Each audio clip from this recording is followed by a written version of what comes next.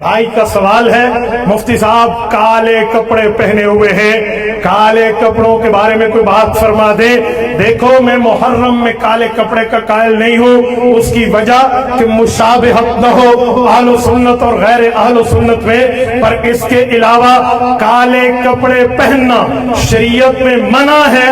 آپ مجھے دکھا دیں، میں مدینہ طیبہ سے حضور کے شہر سے اس گھڑی کا تحفہ لایا ہوں، حوالہ آپ دیں، گھڑی آپ کو ابھی تحفہ ہوگا۔ ایک حوالہ دے مجھے۔ شریعت اسلامیہ میں کالے کپڑے پہننا منع ہے یا گناہ ہے یا ناجائز ہے، مشابہت کے مہینے کے علاوہ مشابہت کے مہینے کے علاوہ دلیل آپ دکھا دیں، انعام پائیں، شکریہ بھی ادا کروں گا، دنیا میں جا کر آپ کی تعریف بھی کروں گا کہ لیا جرکل کے دوستوں نے ہمارے علم میں اضافہ کیا تھا، ہمیں دلیل دی تھی، اور اگر آپ کے پاس دلیل نہیں ہے تو میں دلیل دیتا ہوں۔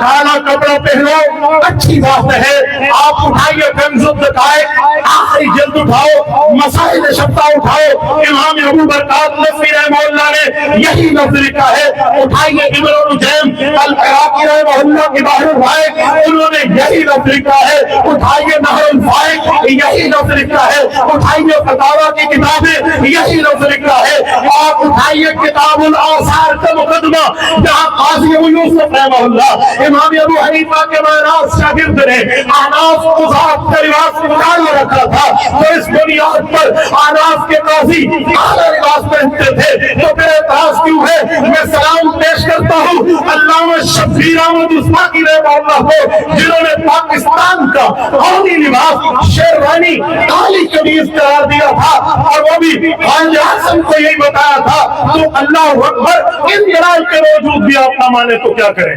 دلیل آ گئی ہے، کہتے ہیں حق الیقین اہل تشیع دوستوں کی کتاب ہے، اس میں لکھا ہوا ہے۔ میں تمہیں اہل تشیع نظر آتا ہوں؟ بولیے،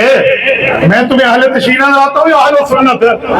سچی سچی میں کو رسو، میں تو کش ذاکر نزدہ میں خدا تو کلے ہوئے حج تے چنگی دلیل بھیجی ہوئے، شاباش۔ اس کا مطلب یہ ہے کہ اہل سنت کے گھر میں دلیل نہیں تھی، میں تمہیں بجرا کا حل کی تھی، ایسا کچے گولیوں نہیں کھیلے، ٹھیک ہے نا، پکے کھیلے، یہ اندہ لکھا پیاؤ نہ پھر آوا کو حوالہ دیو، میرے ہوتے حق الیقین حجت کوئی نہیں، میرے ہوتے اہل سنت والجماعت دے کتابہ حجت۔ اللہ تعالی ہمیں دین کامل کی صحیح سمجھ عطا فرمائیں، علماء کی قدر و عزت کرنے کی توفیق نصیب فرمائیں، آمین۔